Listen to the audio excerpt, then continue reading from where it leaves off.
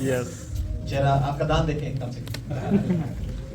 I'm a dentist, so I like to see teeth. आपके साथ जो है एक डेंटिस्ट भी है, तो इसलिए आपको दांतों को देखना चाहता है, थोड़ा फर्क नहीं।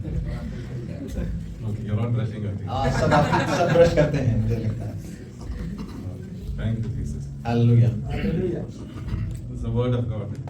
ये कलाम मुकद्दस है, And the word is truth. ये कलाम सच्चाई है। The word was there in the beginning. ये कलाम अब्दी से थे, And the word became flesh. वो कलाम जो है जिस्म बन गया, And that word came down to this world. वो कलाम इस धरती पे उतरा। This is all written in John chapter 1.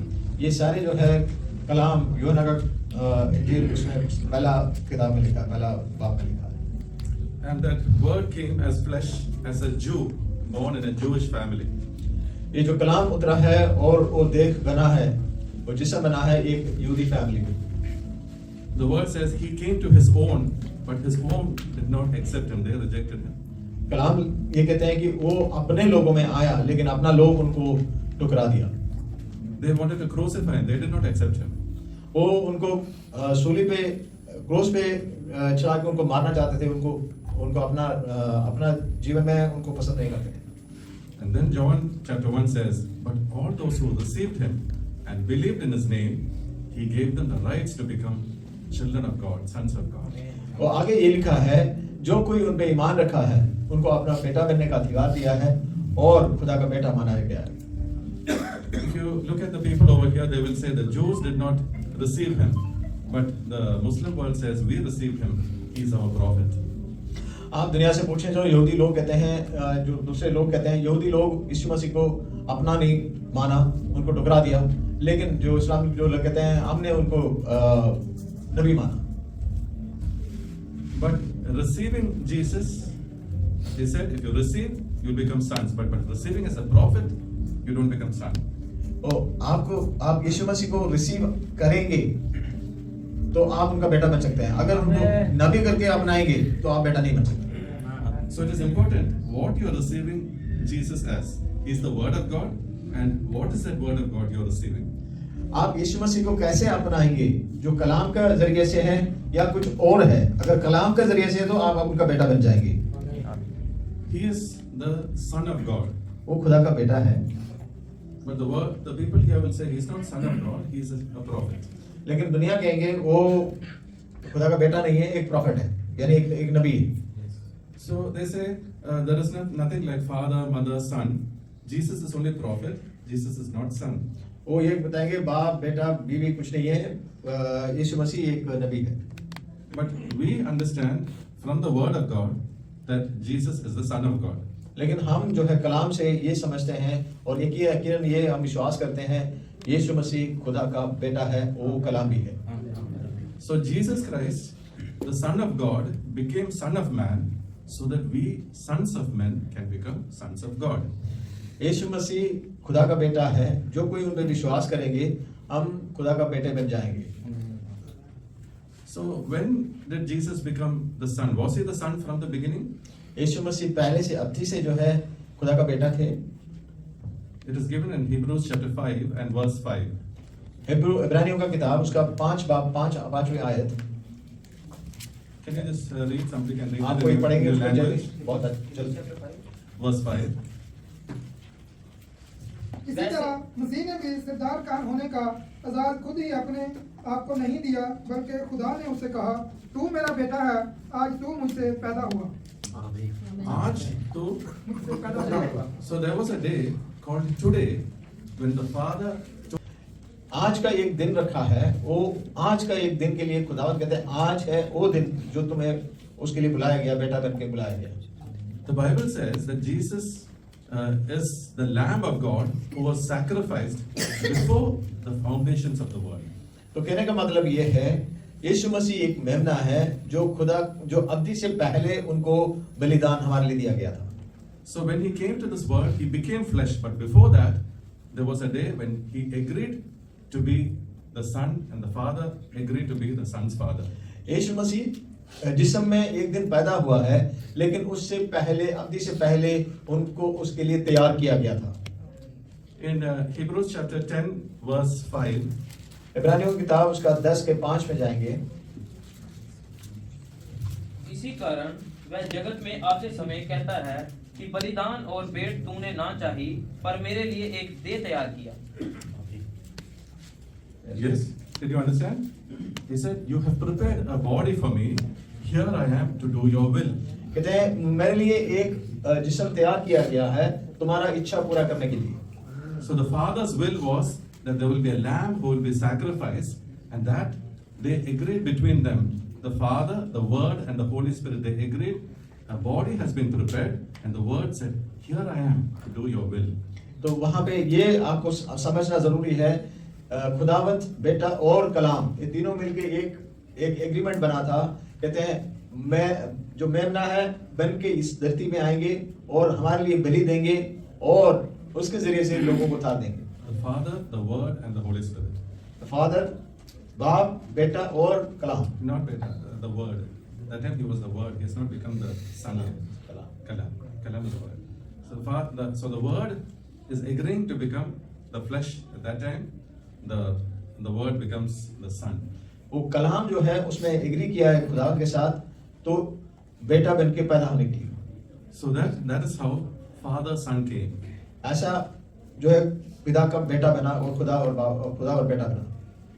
Now this body that he took was for a sacrifice. He's a lamb of God who will be sacrificed for us. वो जो बेटा कलाम जो है बेटा बना था वो इसके लिए तैयार किया था, एक बलि के लिए तैयार किया था। If you look at the verse chapter 10 and verse 15, if you go to 15, आप इब्रानियों का 10 चैप्टर 10 verse 10 और 15 में जाएंगे। और पवित्र आत्मा भी हमें यही गवाही देता है, क्योंकि उसने पहले कहा था okay, let's continue with that. कि प्रभु कहता है कि जो वाचा मैं उन दिनों के बाद उनसे बांधूंगा वह ये है कि मैं अपनी व्यवस्थाओं को उनके हृदय पर लिखूंगा और मैं उनके विवेक में डालूंगा। And verse 17, फिर वह ये कहता है कि मैं उनके पापों को और उनके अधर्म के कामों को फिर कभी स्मरण ना करूंगा। so this is why the new covenant is made. It is made to say the sins and lawless acts I will remember no more.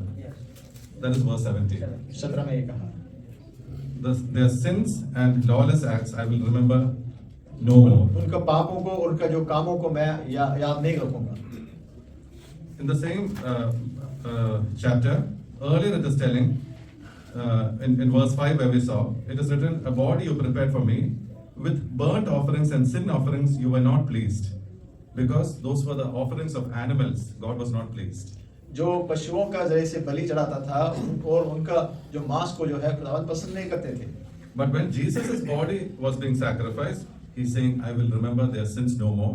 This is a new covenant I am making with them. जब यीशु मसीह का जो देह है जो जिसम है एक बलि के जरिए से चढ़ाया गया, तो कहते हैं मैं ये हमेशा के लिए याद रखूंगा, इसके जरिए जो है तुम्हारा पापों को मैं माफ कर दूंगा। So what is forgiven, he will not bring it to his remembrance. जो उन्होंने आपका जीवन से जो माफ किया है वो दोबारा उनका ज़हन में नहीं लेके आएंगे। You know, human beings are different. Even if you forgive after some time, you say that day you said like that. No, लेकिन सारे इंसान जो हैं अब दूसरे तरीके से सोचते हैं। जो कुछ हम कहते हैं कि हम ठीक है हम भूल गए हम छोड़ दिए, लेकिन एक दिन हम फिर उसको याद करते हैं और जब झगड़े आते हैं जब उसके खिलाफ कुछ आएंगे तो वो भी दोहराएंगे। Yes, but God is not like that. लेकिन खुदावंद ऐसा नहीं है। Aren't we happy for that? हम इसके लिए खुश हैं। Thank you, Jesus. Can you say thank you, Jesus? आप कह सकते हैं कि खुदावंद धन्यवाद। धन्यवाद। And verse 18 says, and where these have been forgiven, there is no longer any sacrifice for sin. अब एक बार आपका पापों को खुदावंद ने माफ कर दिया है तो उसके लिए दोबारा बलि चढ़ाने का कोई जरूरत नहीं है। Okay, so there is no need for any more sacrifice because there was only need for one sacrifice.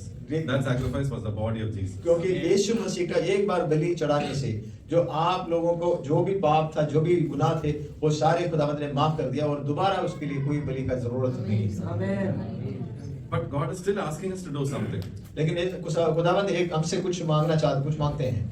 He says, every time you eat this bread and you drink of this cup, remember my death. लेकिन खुदावंद ये कहते हैं, यीशु मसीह का कलाम ये कहते हैं, जब भी आप ये इसमें से खाते हैं और पीते हैं, प्याला लेते हैं, तो मेरा मृत्यु का याद रखें। It's saying, do it in remembrance of me. ये जो आप करें, ये स्मरण के लिए क्या करें, मेरा यादगारी के लिए क्या करें। When you're doing this, you're proclaiming my death. जब आप ये करेंगे, ये आप खाएंगे, तो आप भी अपना जीवन में ये दूसरों के साथ ये कहते हैं कि मैं यीशु मसीह मरा है करके मैं विश्वास करता हूँ। This is written in 1 Corinthians 11 verse 23, 24, 25. ये आपको It is a regular portion we ये read. तो हम उसके दौरान जो है हम अभी पढ़ेंगे वो कलाम भी। So today we're going to look at what are you remembering. If you're going to remember about Jesus, what are you going to remember about his death? आप यीशु मसीह के बारे में अभी याद करने वाले हो, तो उनके बारे में अभी हम क्या क्या याद करना जरूरी है उसके बारे में हम अभी सोचेंगे। How will it benefit you by remembering his death? आपके जीवन में ये क्या फला लाएंगे, क्या फायदा लेके आएंगे उसके बारे में अभी सोचेंगे। There is one verse, 2 Timothy 2:11. दूसरा तिमोथियों का दूसरा बाब उसका 11वां आयत में It says that if we die with him, we will live with him. वहां पे ये कहते हैं कि अगर हम उनके साथ मर गए तो हम उनके साथ जी उठेंगे। So when he died, what we are remembering, we died with him, and so we will live with him. जब हम ये स्मरण करेंगे, ये आपके लिए खुदा के से शामिल होंगे, तो हम उनके साथ मरे हैं तो हम जिएंगे भी। The same thing is again told in Romans chapter 6 and verse 8. If we die with him, we will live with him. Romeo का 6 का 8 में ये कहते हैं कि हम उनके साथ मरेंगे तो जिएंगे भी। तो आप यीशु मसीह के साथ मरना जरूरी है। So what did they do with the body of Jesus when he died? वो लोग जो है यीशु मसीह के जिस्म के साथ क्या किया है जब वो मरे? They buried him. वो उनको दफनाए गए। Baptism, the saying, I died with Jesus, now I am dead. Somebody, will you bury me? Because I cannot bury myself. If you could bury yourself, you could just go and jump into the river. But you cannot, you are dead. Somebody has to bury you. That is what happened to these three sons of God today. जब कोई जो है पाप में मर गया है, तो उनका जो जिस्मानी चीजें हैं वो उनका मृत्यु हो गया है। एक आदमी का जब मृत्यु हो जाता है, मर जाता है, तो जो बंदा मर गया वो तो आपसे नहीं कहेंगे कि मुझे दफनाएं। जो उसमें खड़ा है वो उनको दफनाएगा। So when you had baptism today, you are telling to the world and you are witnessing to the heavenly hosts, you are witnessing that I died, that's why I was buried. आज हमने जो बपतिस्मा इनको दिया है, वो आपको इतना समझना बहुत जरूरी है, क्योंकि उनका जो पुराना जिस्म है वो मर गया, वो मरने के वजह से उनको दफनाना जरूरी हो गया था, और इसलिए हमने उनको पानी में दफनाया गया। Hallelujah. Hallelujah. So if somebody asks you, where will you be after you die? Because I died already with Jesus, I will live with Jesus. अगर आपसे कोई पूछे तो आपका मृत्यु के बाद कहाँ होंगे, तो आपको यह बताना कि मैं तो मर गया और मसीह में जी उठा है, तो मैं मसीह में ही होंगे। This is said, if anyone be in Christ, this is how you are in Christ. By dying with him, you are in him. That is how you join with Christ. अगर कोई मरेगा मसीह में, तो वो मसीह में रहेगा। तब तक अगर कोई मसीह में मरेगा नहीं, तो मसीह में जी नहीं उठेगा। Thank you, Jesus. Hallelujah. So when you are taking the communion, you are proclaiming his death. When you are proclaiming his death, you are also proclaiming that you died with him. अब जब आप प्रभु भोज लेंगे, तो प्रभु भोज लेने का मतलब ये है कि आप दूसरों को ये बताते हैं, कहलाते हैं कि यीशु मसीह मेरे लिए मरा। जब आप इसको खाएंगे और यीशु मसीह को स्मरण करेंगे या रिमेंबर यादगारी करेंगे और सबको यही बताएंगे कि यीशु मेरे लिए मरा और मैं उनमें जी उठा। You know, this is important.